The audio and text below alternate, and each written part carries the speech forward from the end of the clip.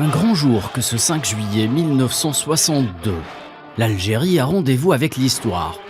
Son histoire écrite en lettres de sang. Le lourd tribut payé par les Algériens pour arracher une indépendance, devenue inéluctable au bout de 132 années de colonisation française, est alors à la mesure du défi économique à relever.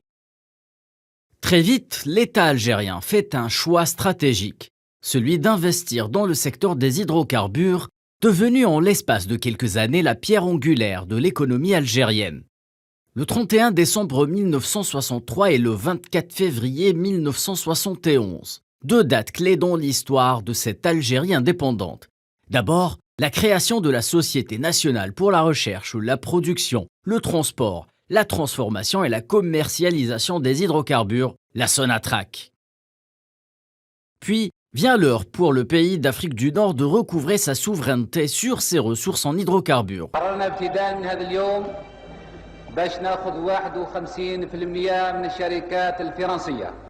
L'économie n'est qu'énergie transformée. L'Algérie semble avoir saisi ce message. Place donc à la valorisation du domaine minier national. Dans les tréfonds d'un territoire immense, les poches d'énergie renfermant du pétrole et du gaz sont mis au service du peuple algérien. Donc en termes de superficie, le domaine minier, propre à la recherche, à la prospection et à la recherche des hydrocarbures, en termes de superficie, est autour de 1,7 million de kilomètres carrés. L'exploitation des richesses en hydrocarbures du sous-sol algérien suit son cours normal jusqu'à 1986. Choc pétrolier en vue, le secteur mondial de l'énergie vit un premier tournant majeur. Une nouvelle loi marquée par une ouverture dans l'amont pétrolier est alors promulguée en Algérie.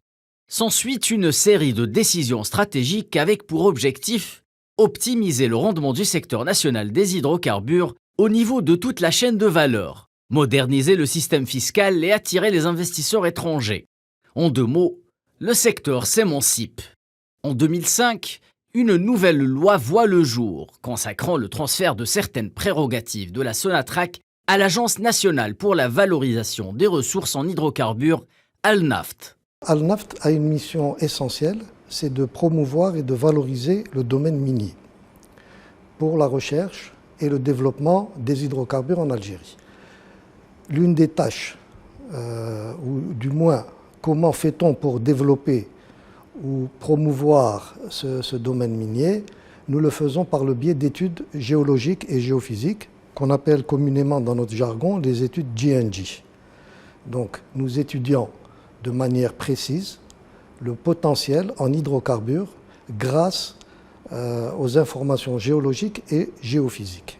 D'autres missions nous incombent, à savoir l'approbation des plans de développement, nous devons veiller au respect de la conservation des gisements, nous devons aussi, nous avons la possibilité d'attribuer directement des contrats des autorisations de prospection. Nous sommes dans l'obligation de gérer et de sauvegarder la Banque nationale des données techniques. Véritable trait d'union entre le ministère de l'énergie algérien et Sonatrach ainsi que ses partenaires, l'agence Al-Naft apporte sa pierre à l'édifice pour une exploitation optimale du domaine minier national. Il faut savoir que l'exploration et la recherche en Algérie deviennent de plus en plus difficiles. Les grands gisements ont été découverts. Ce qui reste à découvrir nécessite de la technologie, nécessite de l'expertise, parce que les objectifs sont différents. Soit ils sont profonds, soit d'un point de vue géologique, ils sont beaucoup plus complexes. Donc, quand on parle de technologie, d'expertise, nous avons besoin aussi de financement. Pour inciter les partenaires à venir investir en Algérie, il a fallu créer un environnement fiable, un environnement rassurant et un environnement sûr. Et cet environnement sûr voit en effet le jour en 2019, à travers la mise en place d'un nouveau cadre législatif. La nouvelle loi sur les hydrocarbures, dite 1913, entre en vigueur et met en lumière plusieurs avantages comparatifs. Flexibilité et compétitivité en sont les maîtres mots. Alors les grandes lignes, Par exemple, les types de contrats. Quand on parle de la 05-07, il n'y avait qu'un seul contrat, c'était un contrat de participation. Maintenant, le partenaire ou son attraque ont la possibilité de choisir le type de contrat. Soit un contrat de partage production, soit un contrat de participation, ou soit un contrat de service à risque. Aussi, on s'était aperçu que la pression fiscale sur les contrats était énorme, était très très importante. Donc il a fallu revenir vers des standards internationaux. Surtout qu'il y a des régions en Algérie qui ont été sous-explorées et qui sont considérées comme des régions à gaz. Je voudrais parler du sud-ouest par exemple. Donc le gaz reste encore une source fossile importante pour l'Algérie, pour moi jusqu'à l'horizon 2050 facilement. Une nouvelle étape est donc franchie, donnant lieu à une autre approche de ce métier. Celle-ci est dictée par des impératifs de mise à niveau technologique susceptibles de permettre à l'Algérie de s'aligner sur des standards universels, notamment en matière de digitalisation. Concernant la digitalisation, nous sommes en train de travailler pour créer notre propre plateforme où toutes les données seront intégrées dans cette plateforme digitale. Quand je dis toutes les données, c'est les données de puits, c'est les données de sismique, c'est toutes les données des études que l'on fait en interne ou avec des partenaires étrangers ou avec des sociétés de services pour valoriser le domaine minier algérien. Et l'avantage de cette plateforme, quand elle sera réalisée, c'est que l'information ou le data sera en mode dynamique. C'est ce qu'on appelle le evergreening data, c'est-à-dire qu'à chaque fois qu'il y a de nouvelles informations qui nous proviennent des puits ou de la sismique ou des études, nous les intégrons et le modèle est actualisé. Mais la marche en avant entamée depuis la nationalisation des hydrocarbures algériennes doit désormais se mettre au diapason de la transition écologique.